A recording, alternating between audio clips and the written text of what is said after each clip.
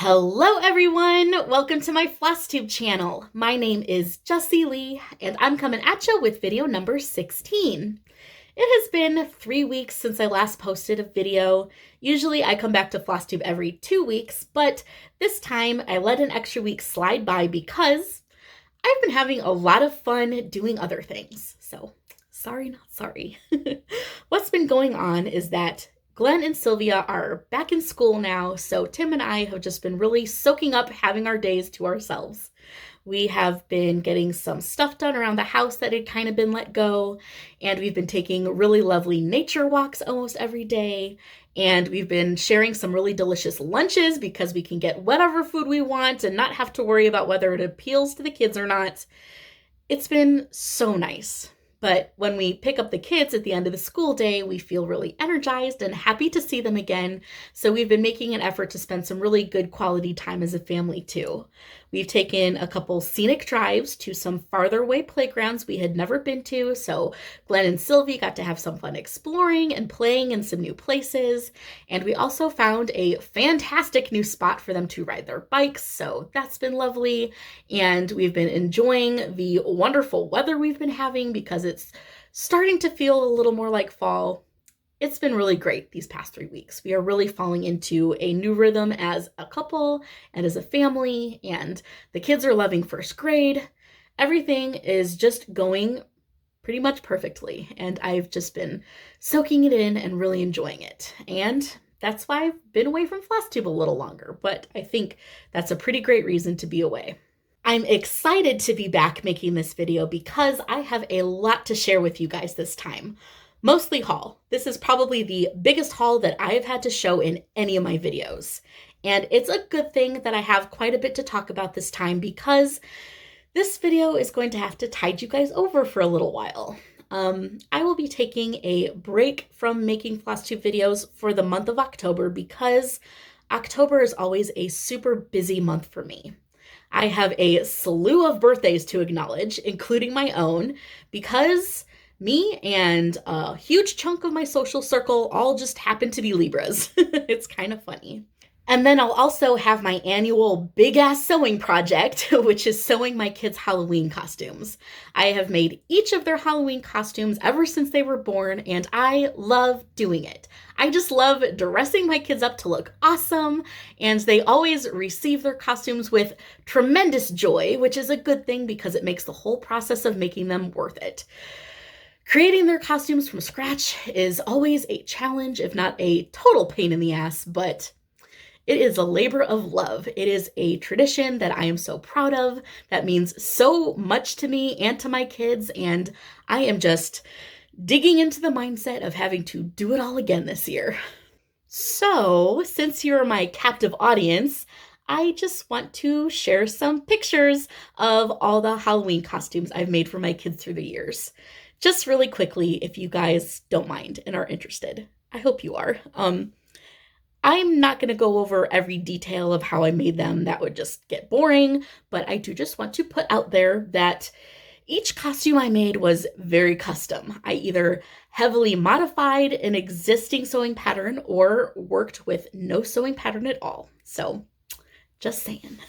Anyway, I'm going to scoot over so I can edit in the pictures for you guys to look at. And I have a few notes and also all these pictures on my tablet here for me to look at just so I know what to say and don't forget anything. So if I'm looking down a lot, which I probably will, sorry, but that's why. So here is my Glenn baby on his first Halloween. It was 2014 and he was about 9 months old.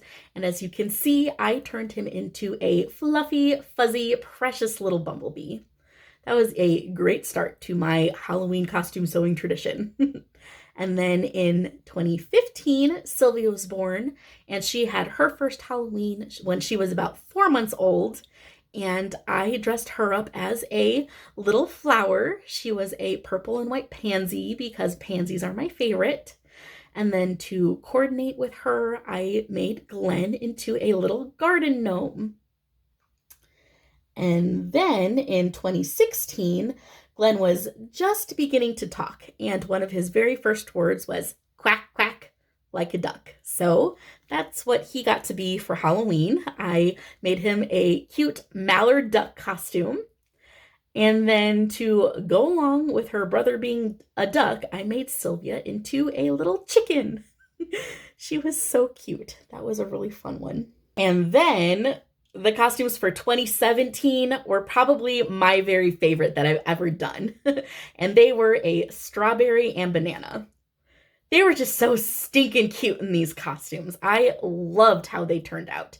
And it's a good thing I loved how they turned out because they were by far the most difficult costumes I made because I did not have patterns at all for these. I made these totally up from scratch, but I love them. They were really freaking adorable. And next, in 2018, Sylvia was 4 years old, so she was able to communicate what she preferred to dress up as. And she wanted to be a witch for Halloween.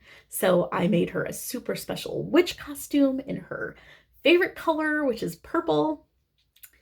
And then for Glenn, I turned him into her familiar. Glenn has always adored cats, so I made him a kitty cat costume. He was a tabby cat, and I individually sewed every single one of those stripes. And that work was worth it because this was by far Glenn's favorite costume that he's ever had. It was very fuzzy, soft, stretchy, velveteen.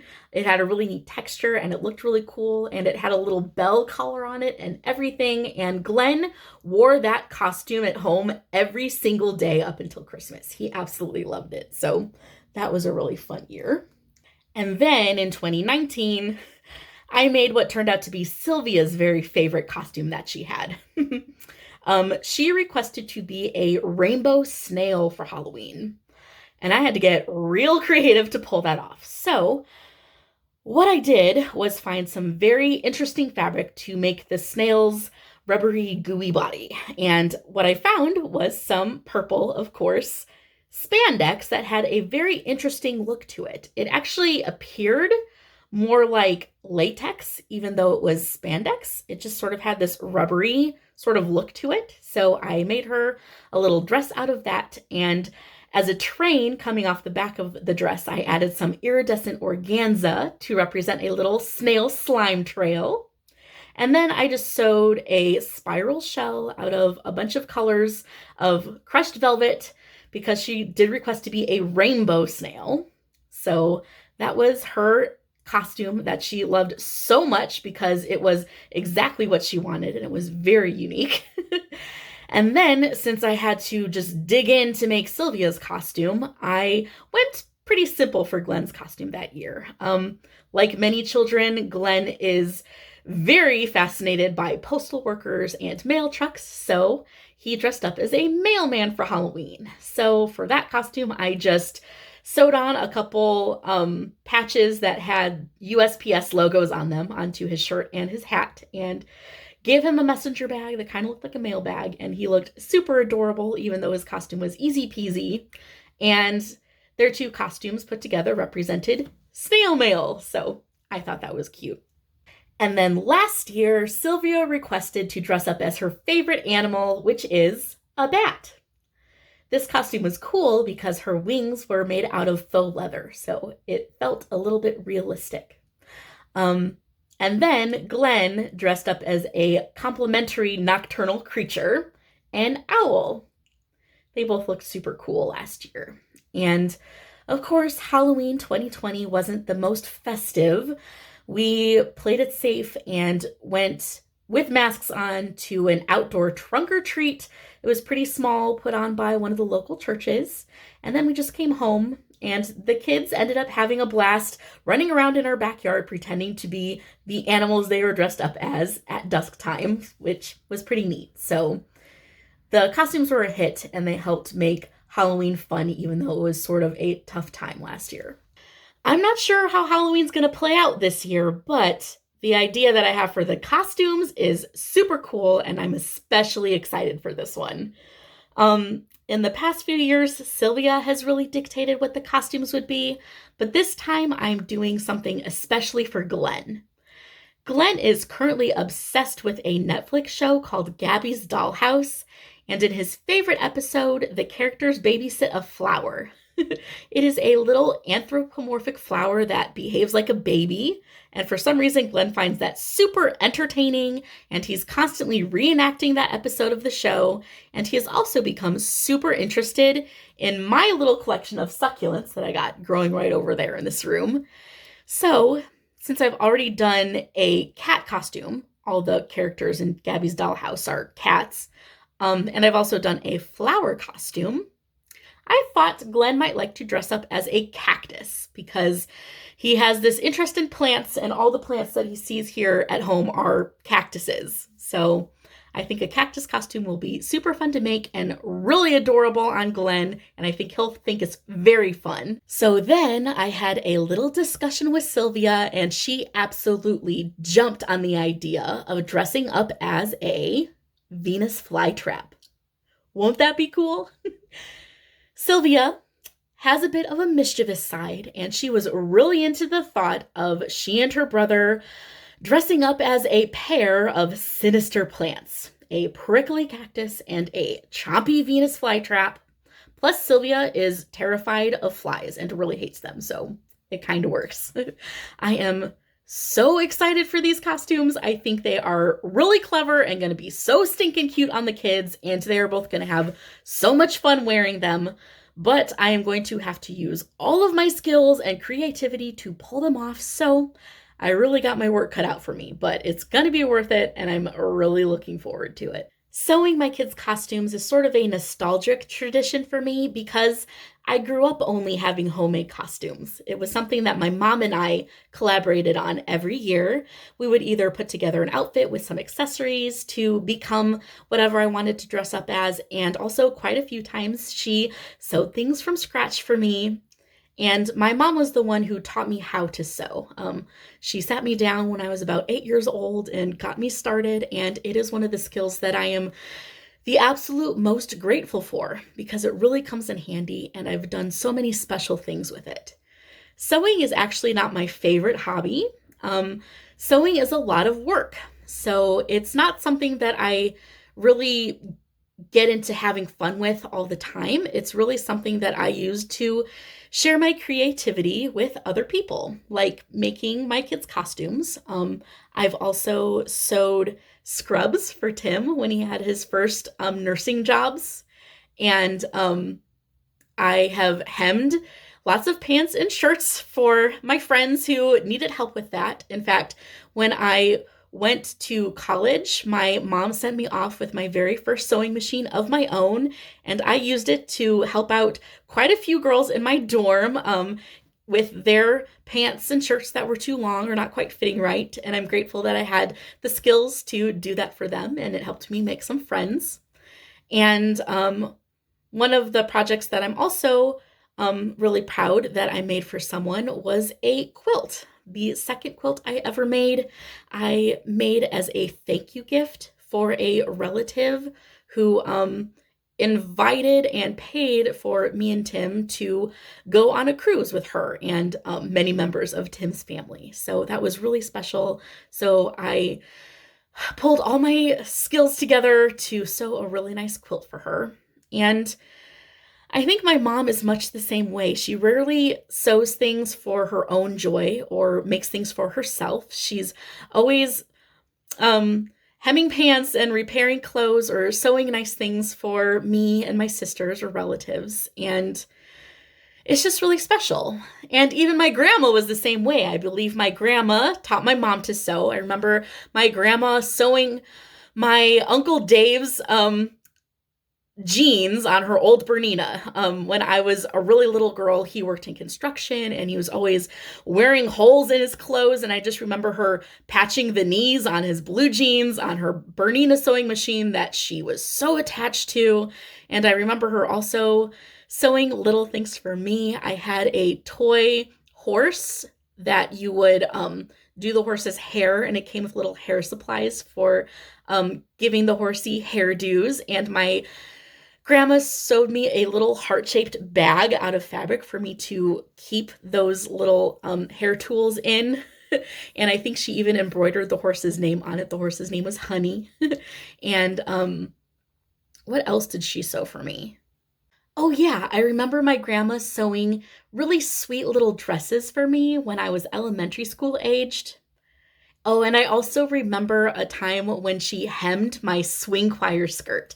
When I was in middle school, I was in swing choir, and one time my grandma was visiting us in Nebraska at the time. She lived in Illinois, but she was visiting us at the time that I had a concert coming up. And I'm only 5 feet tall, so the skirt for my swing choir uniform was too long, and my mom was very busy at work, so she couldn't hem it. And my grandma was not comfortable using my mom's sewing machine, so my grandma hand sewed the hem on my skirt, which was just the most sweet and loving thing to do. And it made a big difference. I wore that skirt all that year for swing choir performances. Now to this day, I have my grandma's button box that's full of buttons that she used for her sewing. And I have her old handmade pin cushion too.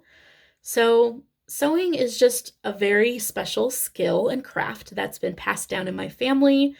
And my grandmother and my mother and I all sort of go about sewing in the same way. We very much do it for other people, and it's something that we share with others, and it's just really special, and it's something that I'm very proud of.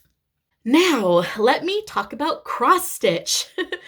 The Sal that I started at the beginning of this month has turned out to be so wonderful and so fun, and for that, I really want to thank my stitchy friends, Jerry, MJ, Pamela, Elizabeth, and Janny.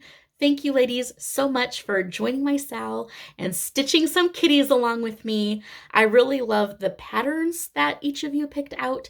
There are some super duper cute ones. Each and every one of them is just so sweet and beautiful. And of course, they have kitty cats, which is my favorite. And it's been really exciting to see the stitches you guys have put into them so far. And I really look forward to watching these kitties come to life. And the pattern that I chose to stitch was really, really fun, and I did finish it. Here it is. This is Life with Cats Royal Audience by the Blue Flower. I'm so happy with how it turned out. I can't wait to hang this kitty up in my entryway so he can glare at all of my guests. I stitched this up on a piece of 40 count Winter's Brew by R&R, and I experimented for the first time with a bit of fancy floss. It was Classic Colorworks, I believe. I used it on the kitty cat to make his stripes and also on the chair to give it sort of a worn-in look. Of course, I did this all in my own colors, and there were some flowers that the pattern had to go between the words, but I left those out. But I'm really happy with how this turned out. It was really fun to stitch, and it was even more fun to stitch because I was stitching it with friends. And although I finished this project, the Sal is not over. It is a forever Sal because I intend to stitch all the kitties. I mean it with that hashtag. So every whip that I have that has an image of a cat on it somewhere, I will be putting the hashtag on Instagram. And anyone else who would like to join in the Sal with a whip that has a cat on it anywhere, any kind of cat, anywhere on the piece, just use that hashtag #SalAllTheKitties over on Instagram and we will cheer you on. And again, thank you ladies that joined me for this month. I am excited to see you keep on going. I am so happy and grateful that you helped make my first Sal a success. Aside from this guy, I really don't have a whole lot of stitching to show. Sorry about that. Tim and I have been binge watching the show Taskmaster at night after the kids go to bed, and that has really cut into my stitching time. But I am loving the show and having a lot of fun watching with Tim, so that's just what I've been doing. So I did work on my Spring Cat Sampler by Nancy Rossi, and I finished up the back stitch on that big middle section. It'll be easiest for me to show you that by scooching over and popping up a picture. I am stitching this on 28 count white Monaco with all the called for DMC. And the last time I showed it to you, I had finished the back stitch on the flowers in the big middle section of the cat sitting in the garden. So since then, I have finished up the stems of all the flowers, and I did all the backstitch on the kitty cat. So the star of the show is all done. And then I also did the little bit of scroll work that's in that little rectangle underneath the cat. So this section of the piece was the most cumbersome to stitch, and having that all finished is a huge relief, and I am happy to be ready to move on to the home stretch of the piece and get the top done. I am pretty behind now on my goal of having this piece finished in time for me to move on to the autumn cat sampler and be stitching on autumn in the cold months of this year, but that's all right. I will be contributing this sampler as well as the rest of the series to Sal All the Kitties, and that will keep it fun. And as always, I stitched on Temperature Garden by Sarah the Stitchin' Mommy. I'm stitching this on 28 count white Lugano with my own DMC conversion, and I have gotten 2 flowers behind, but that is all right. It is finally becoming exciting to stitch this again because the temperatures outside are going down, which means the colors of the flowers are changing. So I am out of the yellow and into the orange, and I am here for it. As for stitchy plans, I do intend to do some cross stitch in October. I will be throwing as many stitches as I can into my spring cat sampler. That is my highest priority piece. But since October is my birth month, I also need to stitch myself onto my Birthstone Girls whip. Here is my grandma, my mom, and my daughter. And this is the sketch that I have put together for me.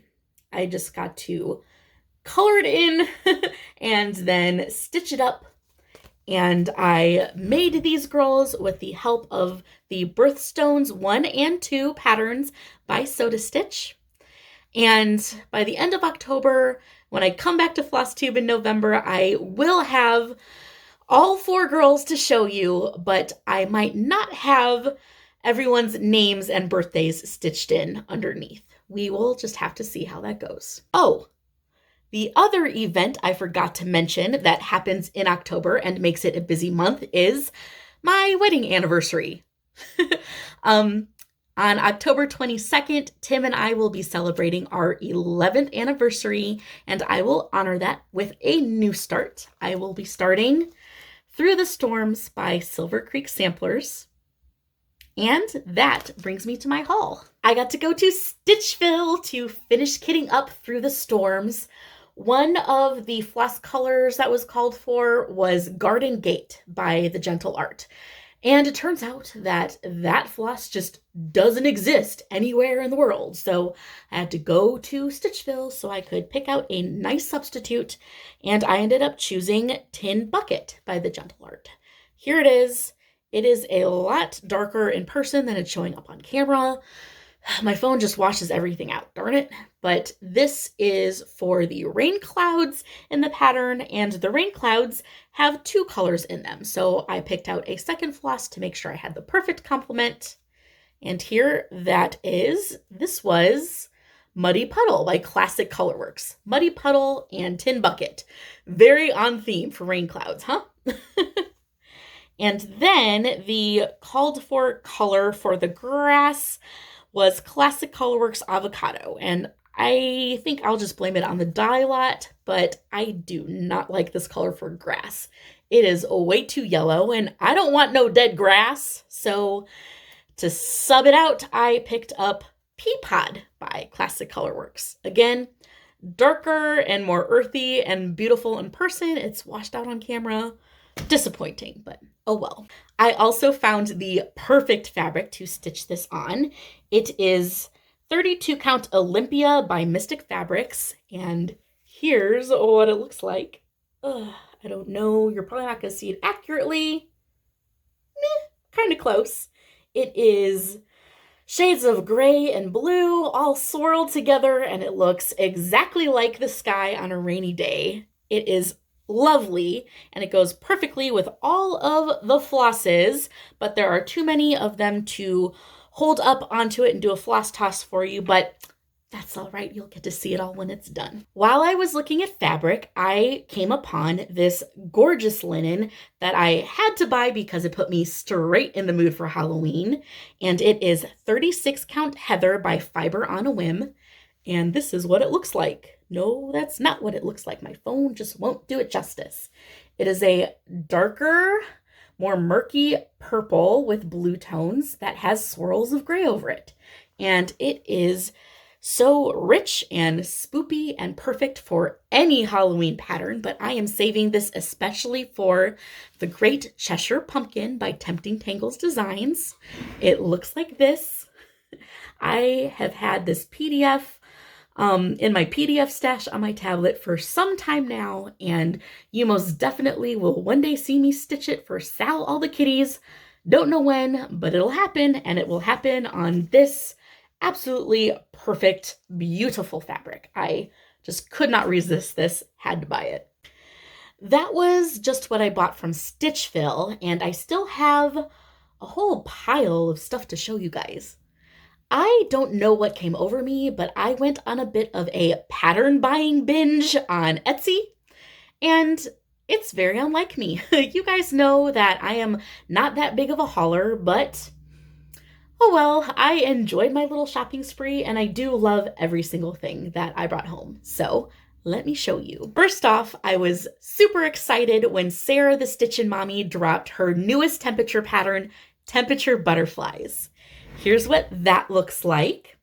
When I saw it, I loved it, and I bought it, and it will be my temperature stitch for 2022, and I have the wildest idea for how I'm going to stitch it. I figured out pretty quickly that I would like to stitch this piece on black fabric. That way I can skip actually stitching all of the outlines of the butterflies and just do the wing sections in all the colors for the temperatures. And since I'm a 90s girl, my instinct is that the best colors to go with black are neon colors. So I got on the internet and found these. These are packs of DMC light effects. There are fluorescence and tropical glow. And hold please while I take these threads out to show you them better. Here they are. Don't these colors hurt your eyes in the best way possible? I love it. Oh man, once I got these in my hot little hands, I was very pleased to see that the colors of these two packs of threads all complement each other really well. And I was also pleased with the textures of them. The metallic DMC Light Effects threads are obnoxious to stitch with, but these feel like they won't be too bad. And also looking at them, I think they will mesh just fine with regular DMC. There aren't enough colors here for me to fill out my entire temperature gradient, so I will have to add in a few other DMC colors, and I think it will all mesh just fine. These are going to make the loudest and the funnest temperature butterflies. I am in love with my harebrained idea, and I am psyched for 2022. I also picked up 2 more PDF patterns, and they're both from a newer designer who I discovered through Instagram. Her Instagram handle is Mama Witch X Stitch, and her Etsy shop, where I bought her patterns from, is Mama Witch Cross Stitch. And her style is really unique. It's very adorable, but also a little bit dark and witchy, which I enjoy very much. But the pattern that I fell in love with first was this little opossum right here. Possums are one of my absolute favorite critters, and this little hillbilly guy with that gorgeous border surrounding him was just absolutely necessary for my pattern stash. So I bought him, and then just today, she posted a picture of her newest release, which looks like this. It is these 3 absolutely adorable little froggies sitting around the campfire, and I needed it because it just reminds me of my own pet toads, Butterfly and Wanda, and them sitting by the fire just gave me memories of my family's first camping trips that we took this summer. So it's an adorable pattern that made me think of some special things in my own life. So I had to pick that one up too. And then I have a pile of paper patterns that I purchased from Etsy. That is alliterative. I'm surprised that successfully came out of my mouth. Oh my goodness. The first two patterns that I purchased were from Homespun Sampler, and they are both designed by Carriage House Samplings, and they are both pretty sentimental to me, but surprise, surprise, I'm a sentimental person. We all know this. And the first one is cute. It is Dear House, and it says, Dear House, you are really very small, just big enough for love, that's all.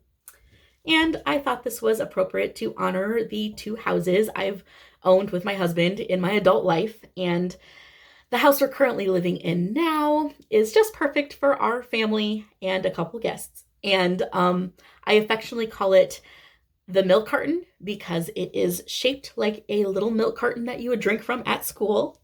And then the first house we had, the house we had before this, was a little 2-bedroom that was very special to me and Tim. So I don't know, this Dear House pattern just gave me the feels, so I had to buy it. But the other pattern I bought is even more sentimental to me, and it is Shenandoah, again by Carriage House Samplings, and the image is just magnificent. But more important than the image are the lyrics to this very special song. It says, Oh Shenandoah, I long to hear you. Away, you rolling river. Oh, Shenandoah, I long to hear you. Away, I'm bound away, across the wide Missouri. The song, Oh, Shenandoah, has been with me through my entire life. When I was a very little girl, I lived with my mom and my grandma in my grandma's house, and my grandma and I would always watch the Lawrence Welk Show together on PBS, and she had a VHS recording of one of the episodes. And in that episode, there was a group of ladies and gentlemen all dressed in matching mint green outfits, and they performed the song Oh Shenandoah together. And that performance just mesmerized me as a kid. I was absolutely entranced by it. And I don't know if it was their singing or the song itself, but I watched it again and again and again, and my grandma very kindly rewound the video for me each time, and the Lawrence Welk Show and that song were just something that me and my grandma shared when I was really little. That was the part of the beginning of my love of music. So I went on to move away with my mom to Nebraska, and I grew up and was middle school aged and was in a music camp one summer. And in the camp, I was in their honor choir, and I invited my grandma to come visit so she could watch us perform. And what did we sing but Oh Shenandoah? And when I saw my grandma afterwards, and my mom too, they were both crying because it was just so special to them that that happened to be the song that the director chose for us to perform. So that's just a really good memory of mine. And then I did live in Nebraska most of my life, and the eastern border of the state is the Missouri River, and my hometown of Omaha has a giant pedestrian bridge crossing the entire river, and it has beautiful views, and darn it if I did not go visit that bridge on a regular basis and sing Oh Shenandoah to the river like a kooky person.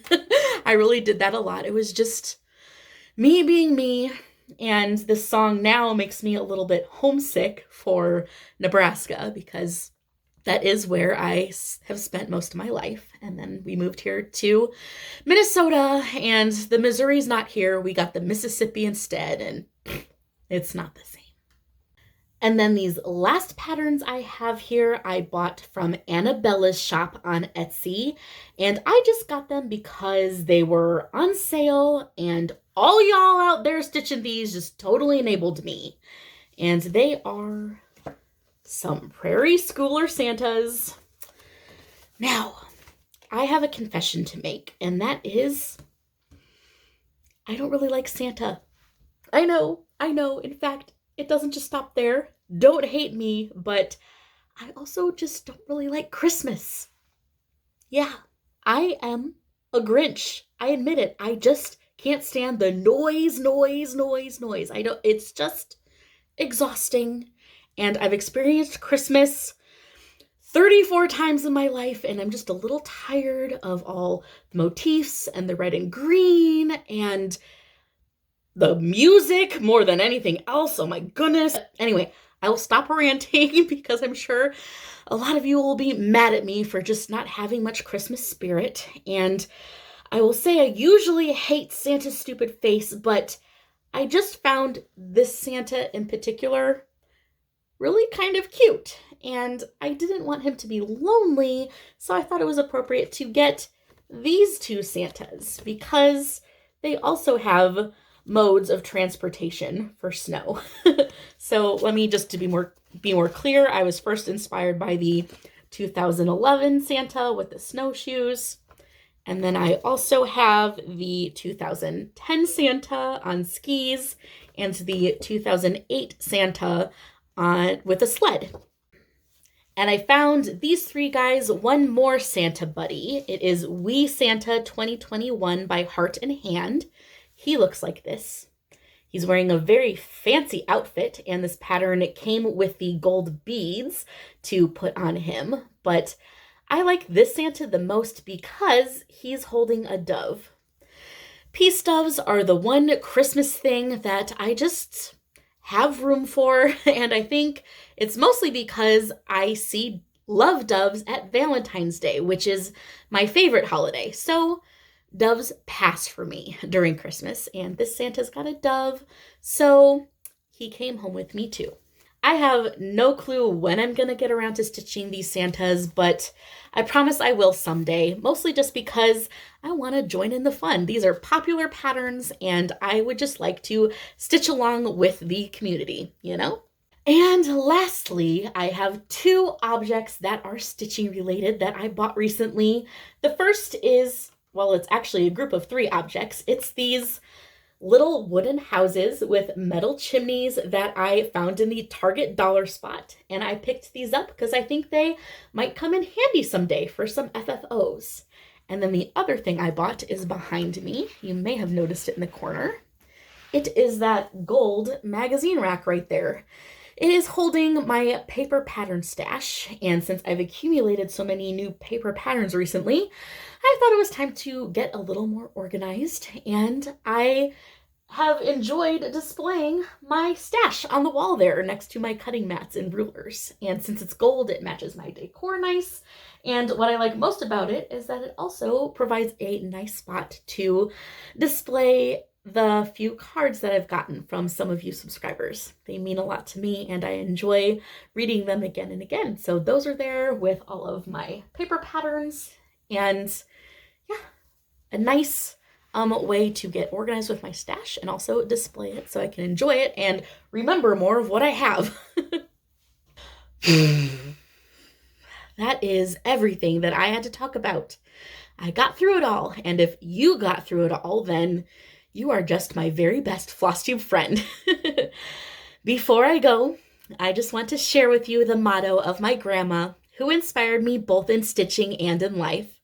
God loves you, and I love you. Happy stitching. Bye for now. I promise I will be back to see you again in November. I love you. Bye-bye.